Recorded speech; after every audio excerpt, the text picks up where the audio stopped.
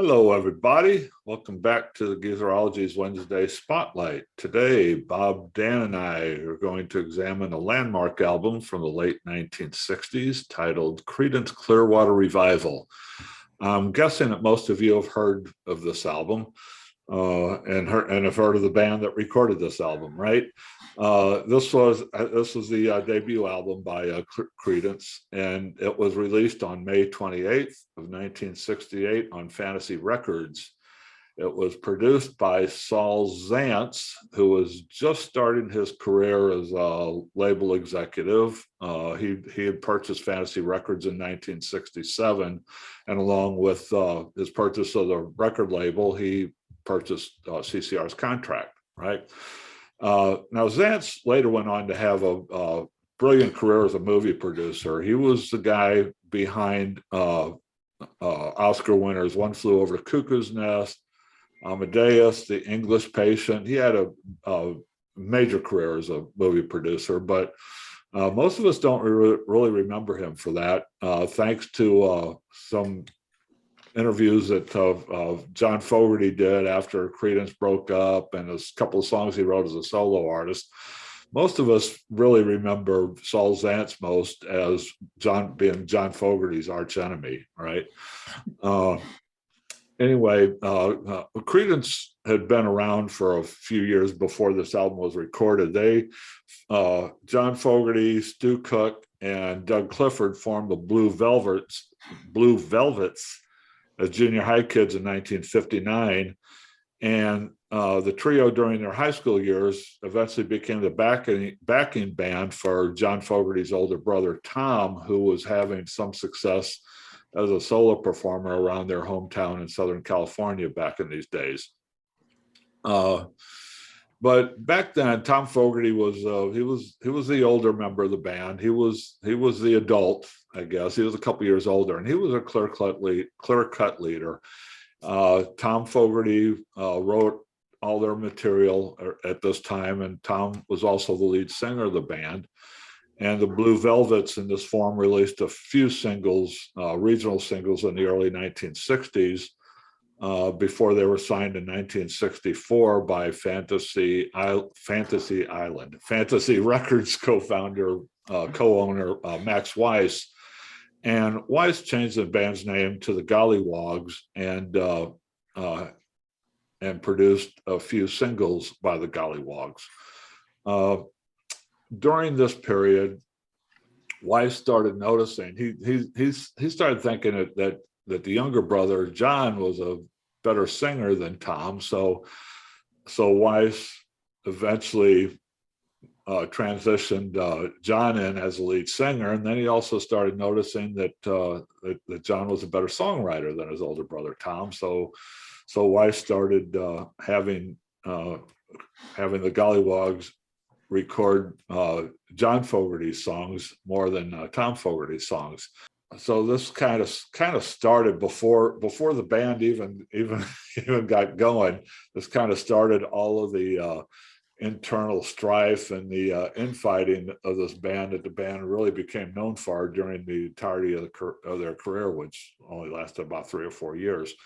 But anyway, eventually Sal Zaentz bought Fantasy Records, and they changed their name from the Gollywogs to Creedence Clearwater Revival, and they began working on their debut album in January 1968 after Zaentz decided that he wanted them to record a full album instead of just trying to hit singles out there. There was a bunch of them, but they would never hit nationally.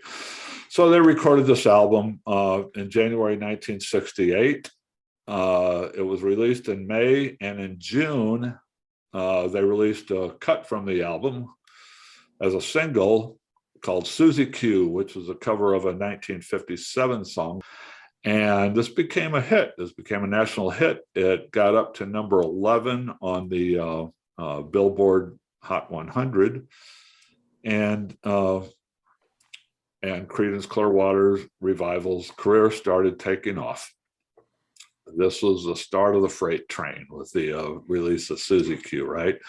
So Bob, why don't Why don't you take it from here and tell us a little bit about this album and what you think of it. Okay, great. First off, let me say that I'm a huge, huge Creedence fan, big John Fogerty fan. I've got everything they ever released and pretty much everything that Fogerty ever did as a solo performer. So yeah, I'm a big fan. I like this album. Um, it is a Creedence album, the likes of which you never heard again, because this was the beginnings of what Creedence was to become. You know, that incredible hit machine where they just turned out song after song after song that, were big hits on the radio and such.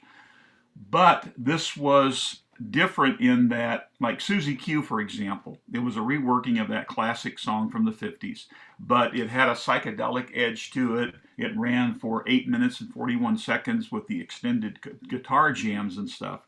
And that was outside of what Fogerty liked to do. He never cared much for long songs. He didn't care for the guitar jams and stuff.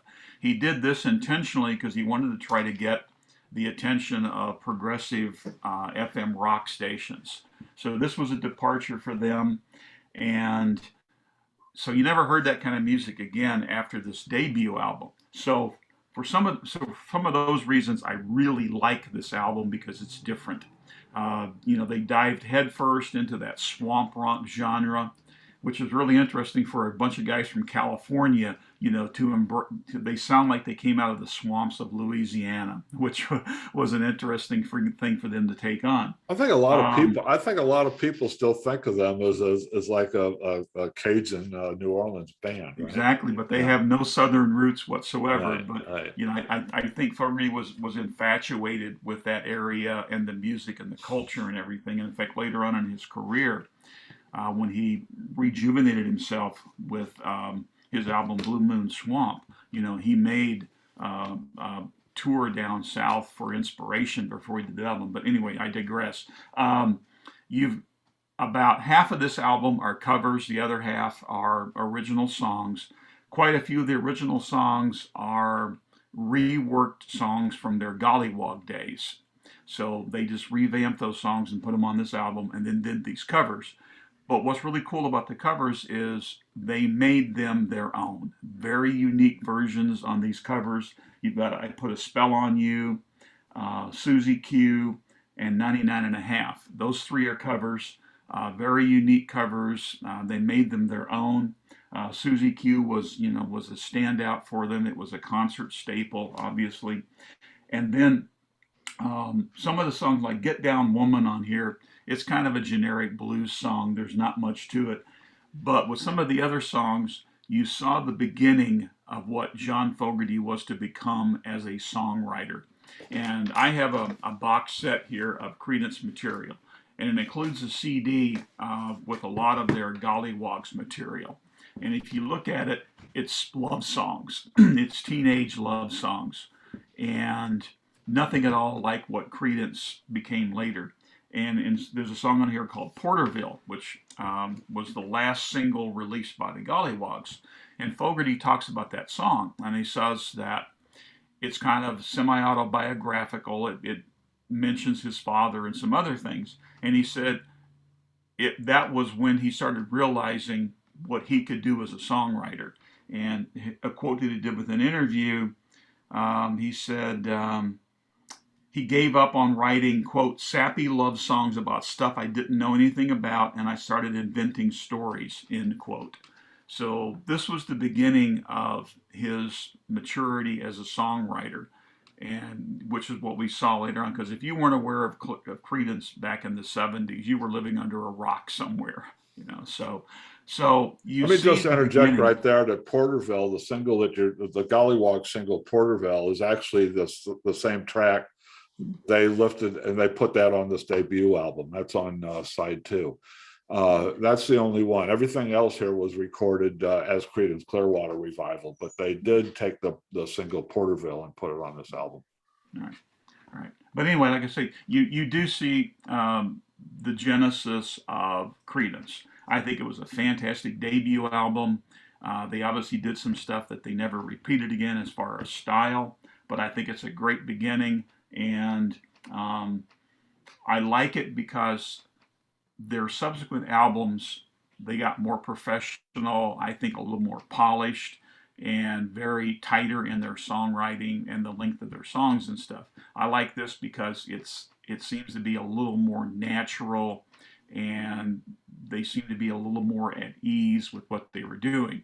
Not that they didn't make fantastic music, they did. Fogerty was an incredible songwriter, and they were all great musicians. But from here on out, everything was very tight, very controlled, and this is a little bit different in terms of what they were doing. So I really like it. I think it was a great debut, and it fits into everything that I like. It's guitar driven, it's got the southern influence, it's got blues in it. Fogerty's got some great vocal styles on here. So I give it, I like it. I think it's a great album. You give it the rating of, I like it. Yeah. All right, 2 thumbs up. Siskel and Ebert. So. D, you want to pitch in? Well, I could say in the spirit of brevity, I could just say ditto, Bob, and exit stage right. I have to say I've always liked CCR and Fogerty. However, I wasn't a big fan of theirs because I was, busy, listening to other music at the time. I mean, they were part of the overall landscape, and of course, what caught me, and to me, is one of my favorite songs by them, including all their subsequent albums, is Suzy Q. I played that song. Well, I didn't play it, but heard it on the radio, and then a friend of mine had an 8-track, and we played it. I think that is the perfect. I know it was a reinterpretation of Jay Hawkins, but I think there's a little bit of it's slightly sinister, sensual, and kind of sexy. This he's got it for Suzy Q. There's no doubt about it. And when Bob mentioned about it was John Fogerty's intention to stretch it out with the long instrumental, I came across some information, I think it was in an interview, that he wanted it to play on one of San Francisco's underground FM stations because he wanted some kind of exposure. So they did it, they reworked it, and it's really, it stands apart from anything that they've done. And it was a big era of long release of long tracks, musical tracks. And of course, Spelling You, another cover, as Bob mentioned, I really like that one. It's true. To me, their music coming out of the gate here as Creedence, they're definitely, it's blues rock. It's rooted more in blues and the rock, and you can tell this. I do think overall they've gradually evolved from that into Fogerty later became kind of the master of like the 3-minute and under song, and which is not an easy thing to do.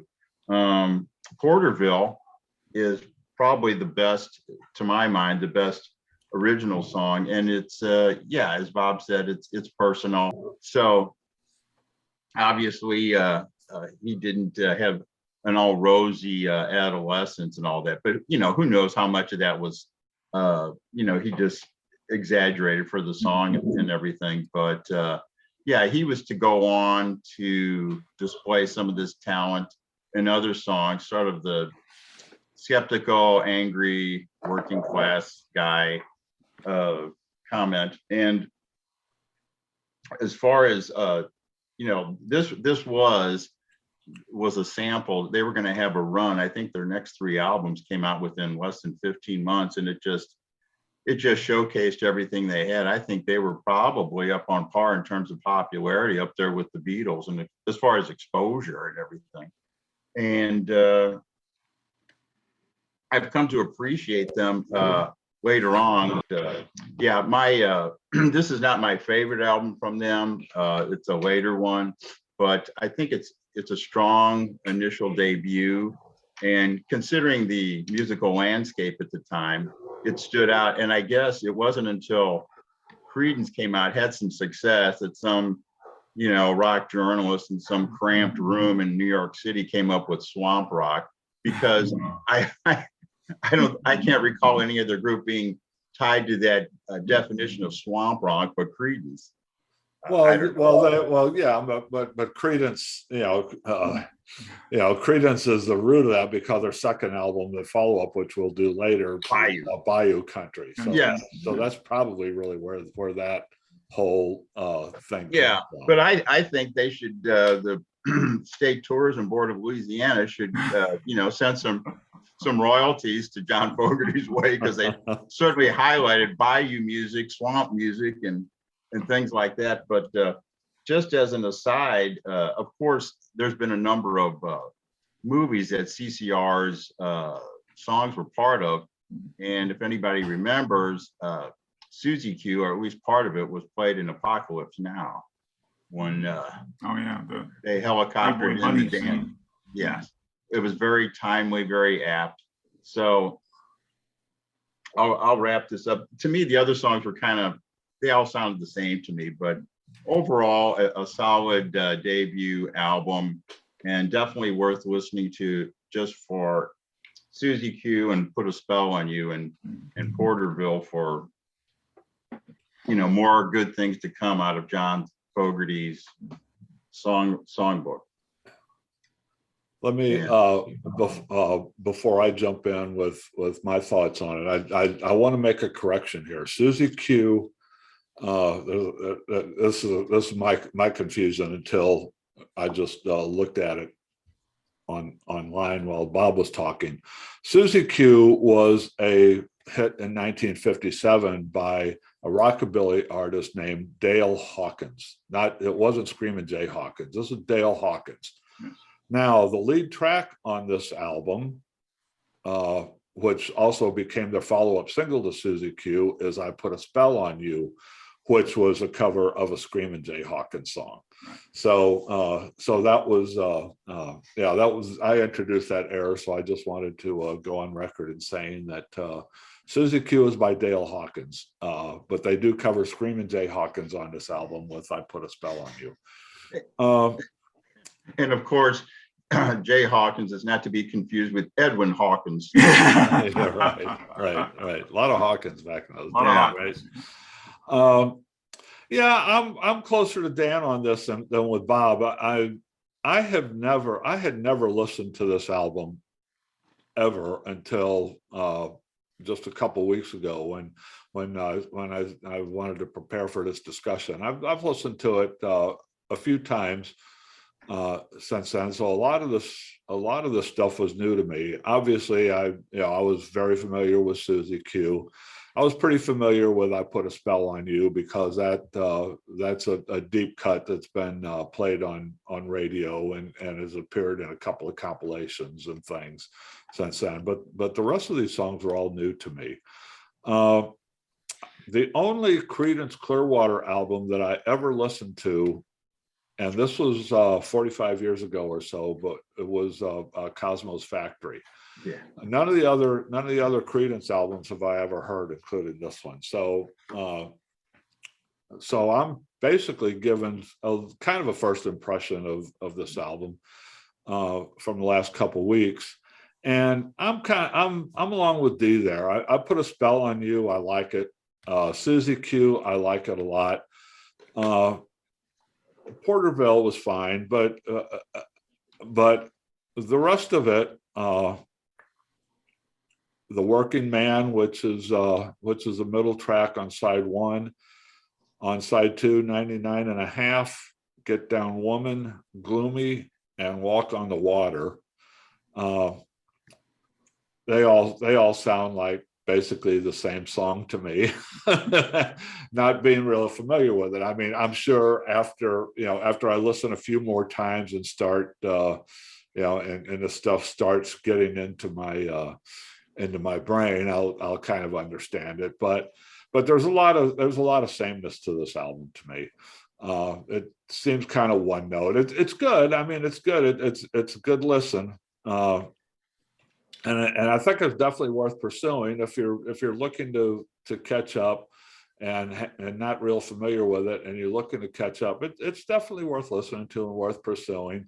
Worth studying a little bit, just as a history lesson. or something like that. If this were a new album that came out today, I would appreciate it as a really good old timey album. you know, you know, but it's definitely a record of its time of 1968. I think back in those days, that's when albums. This was when albums were really starting to become a legitimate art form, you know, as opposed to just trying to record a hit single, right? And I think Bob touched on it a little bit, where you have with Suzy Q.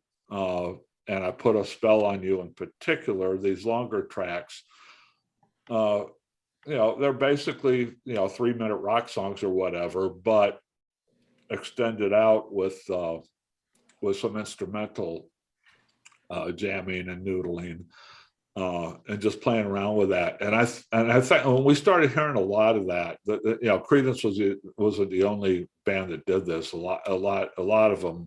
The Grateful Dead, Bob mentioned Iron Butterfly, and a few others. A lot of bands were starting to do this back at in those days. I think part of it may have been because albums were such a new art form at the time, and these bands had been coming up and just trying to make hit singles to get on the radio. And so I think a lot of it was just kind of filling up time on an album, you know, with a limited material that they had to record, right? I mean, that's a little harsh. I mean, I think a lot of this stuff was really, really good, and this was a developing art form. But I think part of that was they were doing discovery with what they can do, you know, instrumentally and with longer ideas, just out of necessity, just to fill up an album. That's not to say this stuff is filler. I'm just trying to get an idea of how this became such a fashion in those days. And I know when they released Suzy Q as a single, the A side was Suzy Q Part 1 and the B side was Suzy Q Part 2. Well, and the hit was Suzy Q Part 1. And what it was basically the first half of this track with a fade out as they get into the middle instrumental section, right? And then you flip it over to side B, and side B then fades in from the instrumental section and then gets into the last half of the song. It's definitely side one of this. I Put a Spell on, just as I Put a Spell on You, and Suzy Q is fantastic. It's a fantastic listen. And then the rest of it is just stuff that you have to learn and listen to and decide whether you appreciate that stuff or not. And it's it's basically a transition album from a local band, the Gollywogs, into this national hit-making machine called Creedence Clearwater Revival. I'm looking forward to getting into Bayou Country and the subsequent albums, which we are planning to do as a panel here, because I want to see how the evolution goes. Bob says that this is the only album by Creedence that is like this. I suspect I get a sense that they were more of a collection of their subsequent albums were more a collection of 3-minute rock songs than they are instrumental jams like this. And Bob kind of confirmed that with his review of this. But I'm looking forward to hearing more of Creedence, as if I haven't had time over the last 45 or 50 years to get into their catalog. I just never did. And I think why, because these were becoming hits. I was in junior high school at the time, and just entering high school. So I was probably about the same age as these guys, maybe a couple years younger, I guess. They're a couple years older than me, but anyway, back in those days, I was listening to KXOK and paying attention to the top 40, and that's how I knew Creedence Clearwater Revival, because of all the hit singles that they had. By the time I evolved a couple of years later into more album material and what we called at the time underground rock, which was exemplified by Casey in St. Louis. By the time I got there, Creedence was done, and I never really went back and delved into their deep tracks or anything. It's like, by that time I'd already heard everything I felt that I needed to hear from Creedence Clearwater Revival with all their hit singles. Did you know, just as an aside, I went looking through all their singles. They never had a #1 hit single. They never reached #1. They 6 times they got to #2, but they never had the #1 single in the country. I found that interesting, but we'll go more into that later as we cover some of their big hit songs as we go further into their albums, which we'll do over the next few weeks. I would say that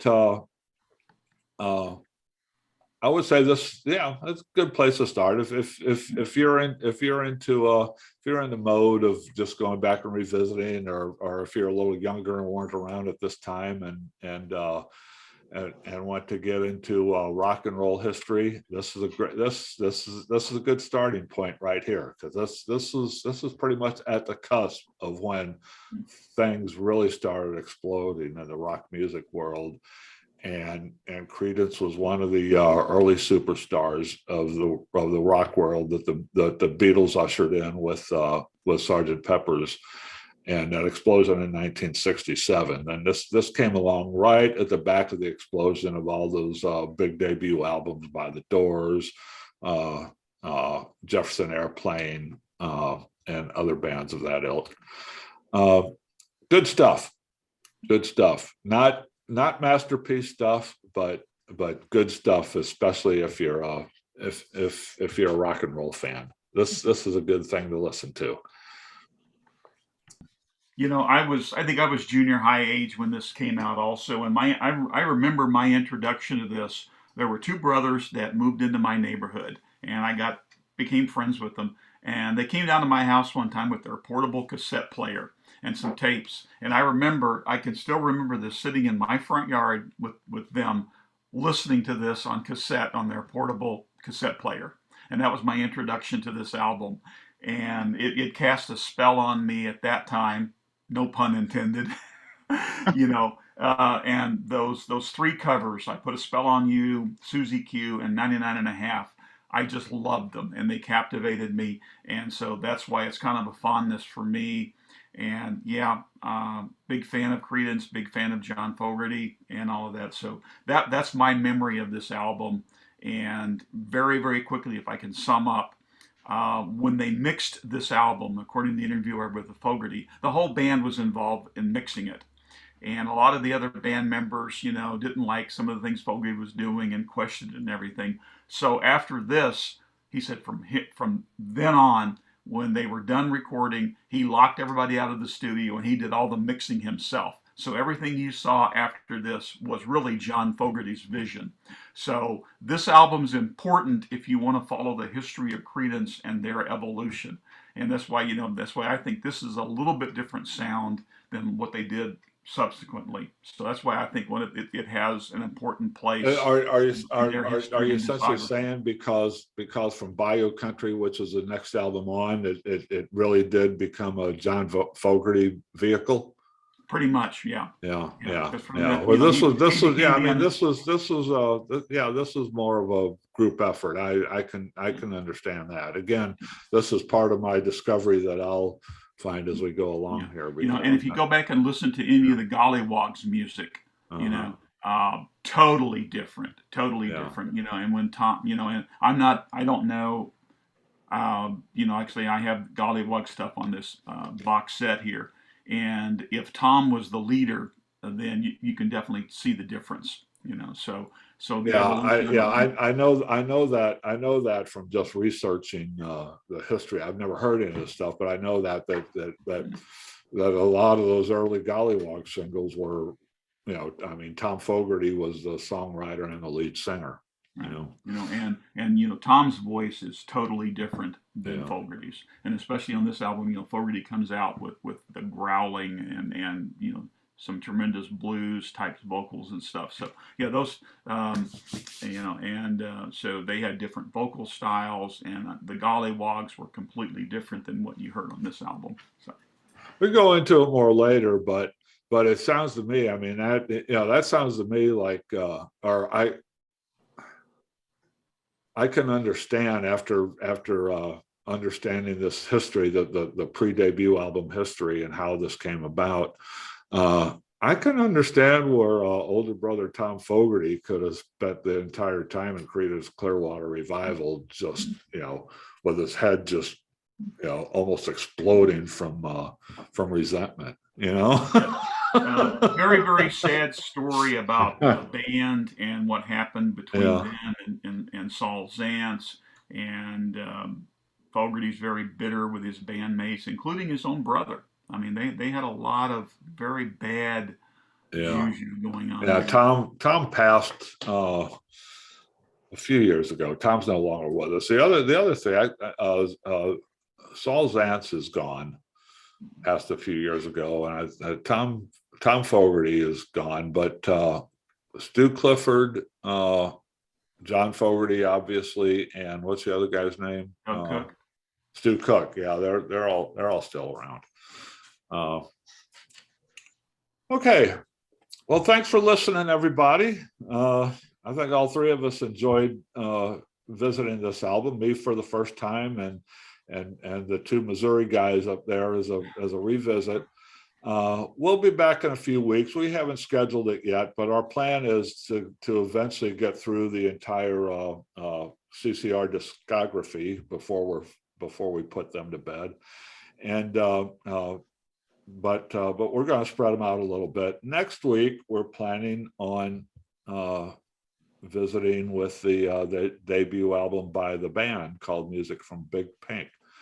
So join us for that, if you will. That'll be next week. And we have a discussion with Marissa planned in a couple weeks about the Doors discography after she's spent a few weeks going through all the Doors albums. We're going to bring her on and get her impressions as a youngster who just recently discovered the Doors, and we're going to get her impressions of the Doors discography. That'll be in a couple weeks. Freeform Fridays coming up. We have one coming up on Blue Oyster Cult. We have one coming up on a new book by Mel Brooks, autobiography that he wrote that Bob reviewed for us. That's coming up in a couple weeks on Fridays. So just keep your eyes open. Check out the things we have coming up for you. We have some good stuff. Thanks for joining us, everybody. We'll talk to you soon. So long.